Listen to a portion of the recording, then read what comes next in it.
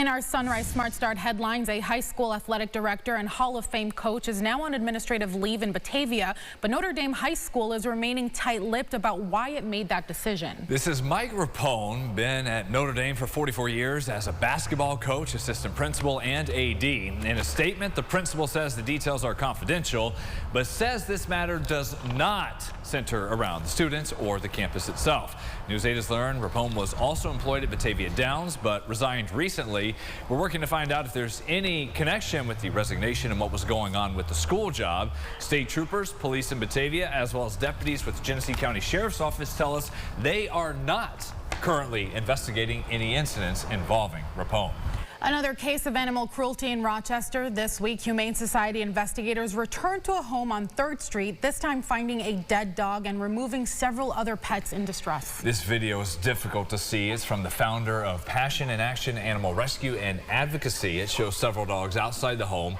Police responded to a complaint about someone trespassing, and officers noticed an animal that was having issues and called in investigators from Lollipop Farm. Once inside, they found 4 dogs roaming freely and a 5th dead.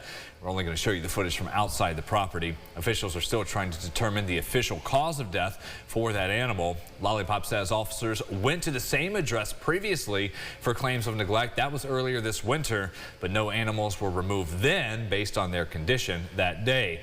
Anyone who suspects animal cruelty or neglect, you can reach out to staff at Humane Law Enforcement. That line for tips is 223-6500. The suspect accused of stabbing and beating a man to death in Rochester drug house late in the fall pled not guilty to murder and other drug charges. Police say last November they found the body of 37-year-old Aaron Johnson Haygood in the basement of a vacant home along Avenue D. Investigators arrested 29-year-old William Cook this week, saying the murder was likely motivated by drug sales. Cook is a predicate felon and was on federal probation. He has outstanding warrants for violating parole. Talk to the victim's family, see how they feel. You know, if this guy was in jail like he was supposed to have been, then, you know, their loved one would still be alive. It indicates that somebody's a savage, that they're willing to do that to another human being. It just, I think, goes to show you the state of mind of the suspects, at least at the time of the murder. It was a pretty brutal beating and assault. It's just not normal. Cook is being held with no bail.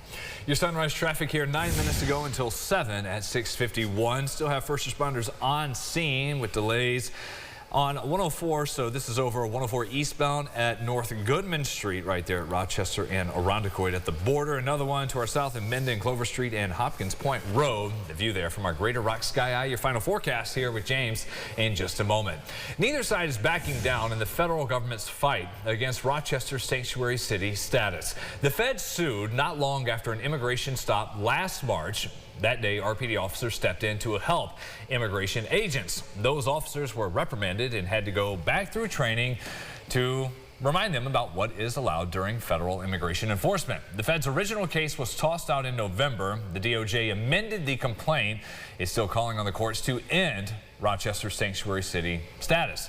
In documents filed earlier this month, the DOJ maintains Rochester's interfering with federal operations. In a statement to News 8 from City Hall, a spokesperson stressed these policies here for Rochester are legal, protected under the Constitution. The Parent and Planning Board has given conditional approval to build 24 new apartments in Bushnell's Basin. This project is called Hartwell Heights. There would be 16 residential units spread across 2 separate 2-story buildings. A total of 8 new single-family homes or townhomes on 3 acres of property at 96 and Thornell Road. While the board says this will help with the area's housing shortage, those who already live in the neighborhood listed off a plethora of concerns: lack of space, environmental issues, and storm drainage. One of 2 board members who voted against the proposal is Norm Gardner. He says this lacks surplus off-street parking and agreed with neighbors the look of the buildings does not fall in line with the rest of what's already here. Anybody who's been to several of these meetings knows that I have been in favor of this project from the beginning. I do believe that it is appropriate for the Bushnell's Basin neighborhood. Yeah, if you look at the plans would drastically change the feel of the Bushnell's Basin, and it would kind of take away that historic feel that is currently there, as well as there are groundwater and light pollution concerns as well that would be associated with the development. The vote last night passed 4-2. Final approval is still needed by the board, and that will be coming in the next few weeks and months. The Henrietta Town Board has approved 2 special use permits. One is for a planned Raising Cane's location on Jefferson Road between the Panera and Shake Shack. The other is for Millennium Games. The gaming store is hoping to add food and alcohol service to the business, which moved to Jefferson Road in 2023. Buffalo is front and center of March Madness with the first round games at KeyBank Center happening this afternoon. It's one of the best Thursdays of the whole year. Fans already there seeing the open practices, cheering on their teams as they show up and then tour the city. We have an annual tradition, mother-daughter tradition, of going to NCAA or conference tournaments together. We're really excited to be here. It's an incredible place. There's lots of great food and lots of great basketball, so we are proud to rep Buffalo. I have to tell on her, she's got a list of 20 bars that we're supposed to go to. I don't think we're going to be able to hit them all. Says you. But yeah, I'm looking forward to a beef on wet. We're excited. We want to support the guys and let them know that at some point there is going to be a little home field advantage that we like to feel, because our coach is originally from Buffalo, New York. So all his family and crew, so come out and support. If you know Coach Hodgkins, we'd love to see you in your gold and green. Fans speaking there about South Florida's head coach Brian Hodgson, a Jamestown native, former assistant at UB. His team blazed the opening game at KeyBank, Louisville, 1:30. They're estimating about 20,000 fans from all the schools to be there to see the madness. The lineup on your TV today on News 8. TCU, Ohio State tipping off at 12:15. Siena and Duke 2:50. Howard against another #1 seed, Michigan. That's from Buffalo at 7:10. And then the nightcap from KeyBank, St. Louis and Georgia at 9:45.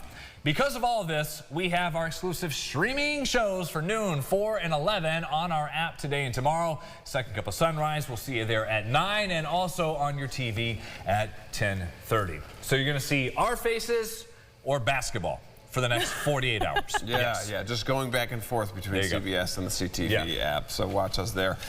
We've got clouds around, 40s today, and a couple of rain showers tomorrow to kick off spring. We will see you again at 7:25. Because we're here everywhere today. Have a great day, everybody. Thanks for watching.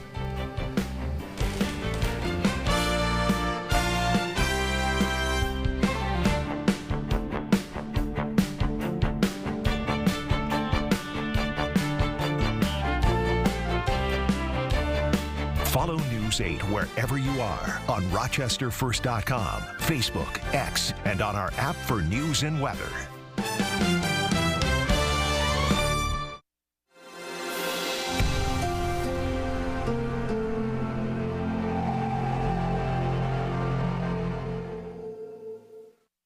Get the Rochester First streaming app today for everything you love from News 8 On Demand, plus exclusive shows you won't see anywhere else. Search ROC and download for free on Roku, Amazon Fire, and Apple TV.